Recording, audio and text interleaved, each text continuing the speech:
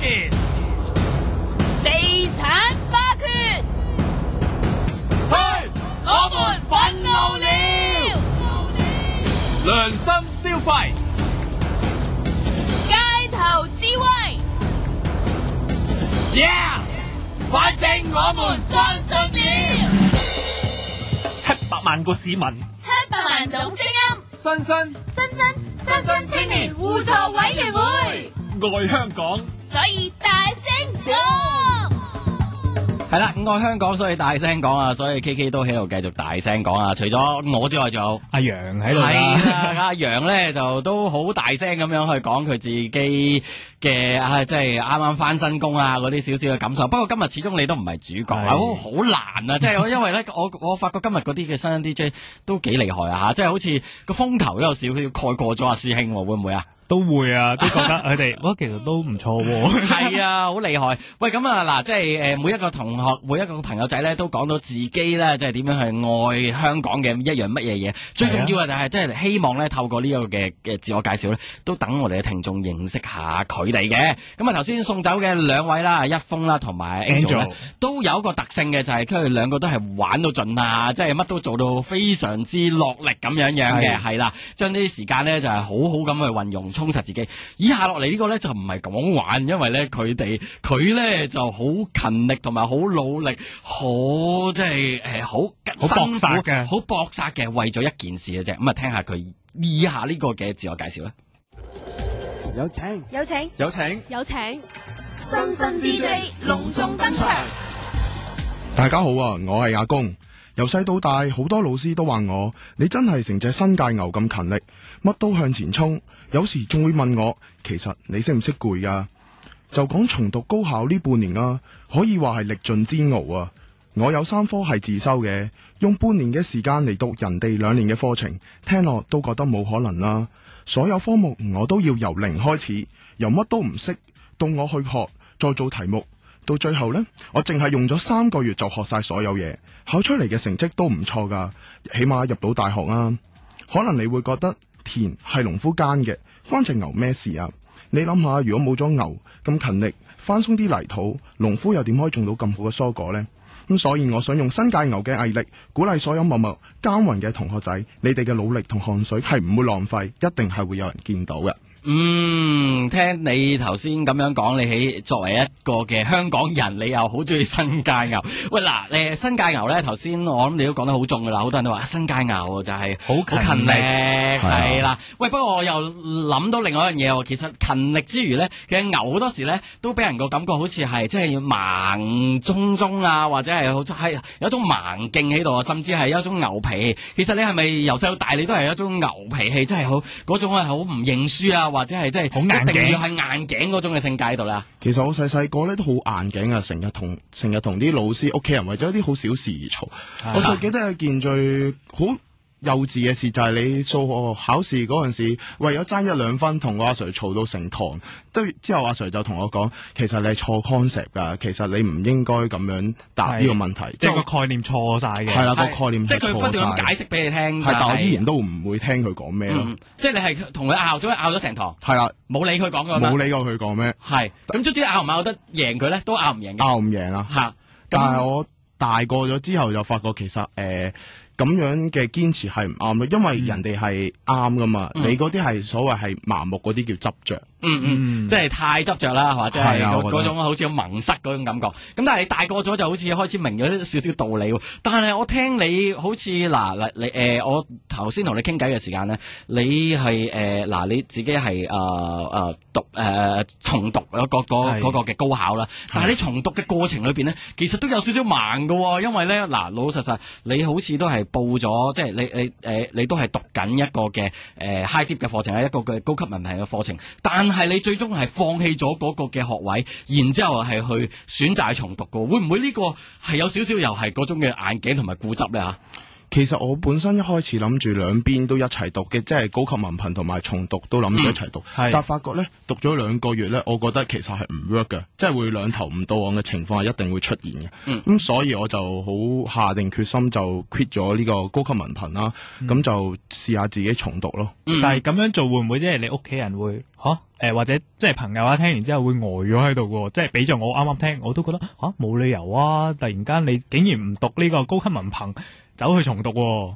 其實係啊，我仲記得同啲朋友講咧，佢哋都會得唔得㗎？好辛苦喎。同埋我同屋企人講咧，屋企人其實都唔係話好相信我呢個決定。我仲記得嗰餐飯都好食得好靜咯，淨係覺得點解你會選擇重讀㗎咁樣？即係個個都唔係好支持或者唔係好贊成你呢樣嘢。咁但係你自己點憑住啲乜嘢嘅感覺？點解你會覺得一定要重讀？同埋你覺得係咪真係重讀一定會成功先？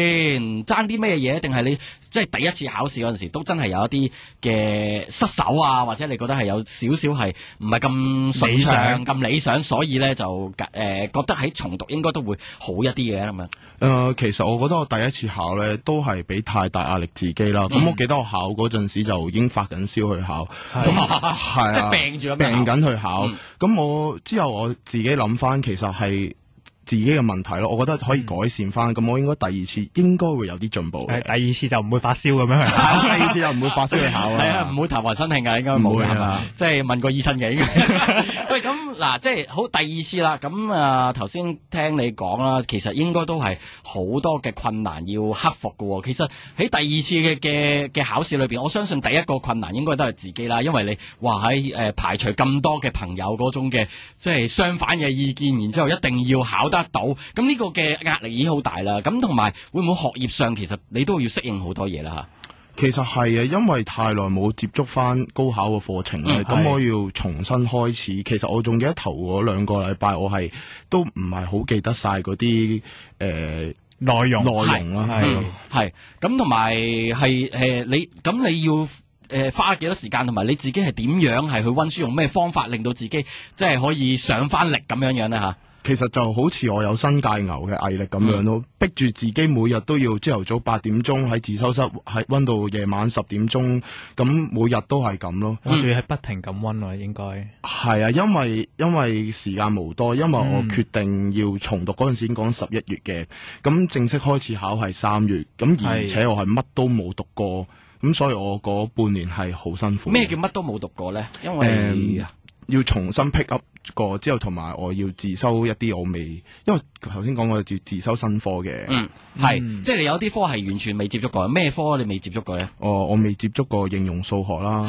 同埋倫理及宗教科嘅。我有2科添，仲要係咁得人驚。係啊，咁你點樣去克服呢樣嘢咧？真係純粹就係靠勤力啦，靠勤力咯。同埋其實嗰陣時會諗到，我哋係人啦，因為我見到個目標，所以我會去追。呢條 repeat 呢條路係冇人幫到你，只有自己先幫到自己嘅。你每日都要同自己講，會好快見到終點，頂住，即係唔可以鬆懈。咁樣就一日一日咁樣過去咯。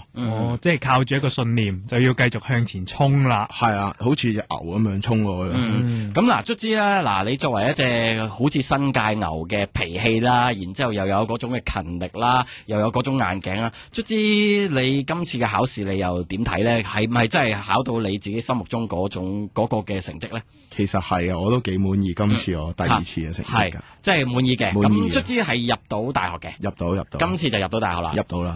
咁啊，即係都證明咗俾身邊嘅人睇，其實你作為一隻新界牛啦，你係真係非常之係有嗰種嘅毅力啦，同埋有種堅定嘅嗰個嘅理想喺度啊。咁向住個目標去走嘅。咁我都聽到你嗰把聲咧，其實都係一樣，都係好堅定咁樣係去話俾我哋聽，你係每一次開咪咧，應該都可以好有信心咁樣可以應付得到嘅。咁希望咧繼續我哋喺呢個節目裏面聽到你把咁堅定同埋咁有毅力嘅一把聲音啦。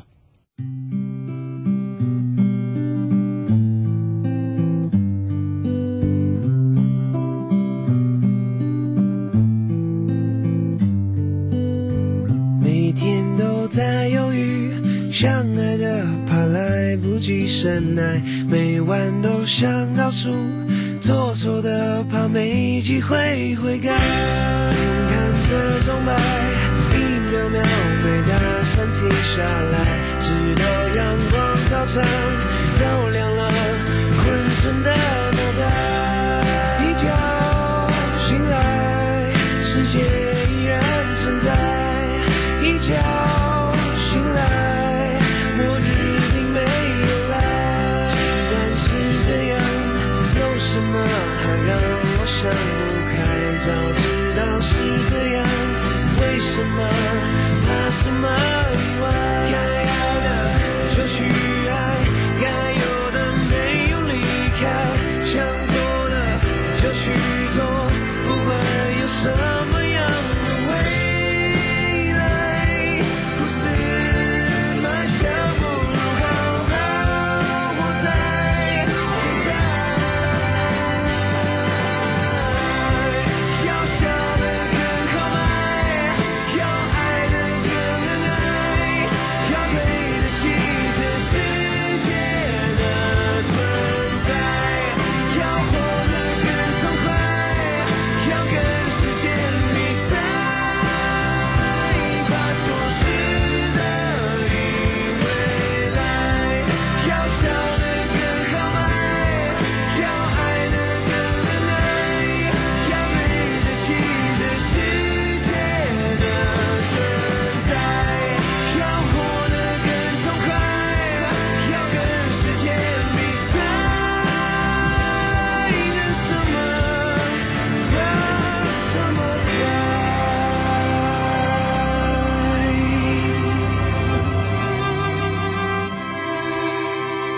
係啦，啱啱揀嚟嘅呢一首作品呢，就係魏安東嘅《一覺醒來》啊！咁咧呢個嘅感覺呢，我諗一覺醒來好多時呢都係即係好似一個重新開始啦，從頭再嚟嘅感覺。咁我覺得其實你話從頭開始呢，真係唔容易喎。如果特別係喺你學業裏邊，喂，明明真係已經係跌咗一把噶啦，係咪？即係然之後呢，你要再重新起身。其實頭先阿公都幾犀利。其實 KK 真係佢真係好犀利，因為即係我身邊自己本身嘅朋友都有啲係重讀嘅學生咁樣啦，係咁佢好多時係聽翻好多學生佢重讀咧，頭嗰2個月可能真係都俾心機溫下書啦，係啦，咁然之後過多第3個月、第4個月開始咧，就其實已經係冇再翻去自修室溫書，可能喺屋企就咁打機啊、瞓覺、起身，咁然之後咧考出嚟嘅成績反而係比第一次考出嚟嘅成績係差好多噶。係啊，聽翻阿公佢頭先咁講，哇，佢講到話自己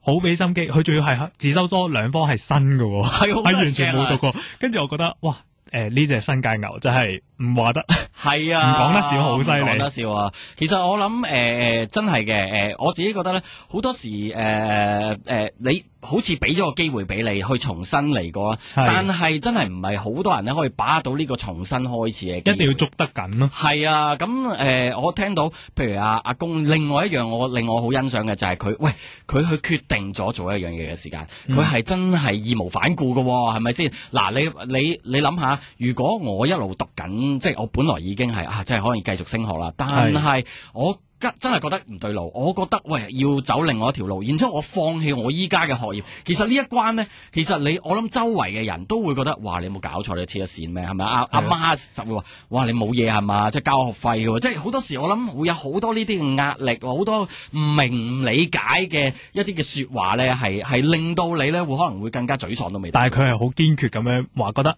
呢個唔得啦，我就一定係放手。其實即係好似我咁，有陣時都會覺得可能做咗一個決定係會擔心，即係覺得有啲唔對路，但係都係唔敢行第二條路，唔敢放棄依家做咗個決定。係啊，因為你已經擁有咗啲嘢噶嘛，你放棄咗之後，可能咧你得出嘅結果唔係保證你一定攞到你真係想要嘅嘢。咁所以咧，阿公嘅古仔啦，我都聽到咧係真係令我哋咧都非常之振奮啦，同埋我哋真係好欣賞呢種牛咁嘅精神啊！咁希望咧每一位嘅聽眾咧都有呢種精神咧，去咧選擇你自己嗰條路，同埋係有信心去做到最好。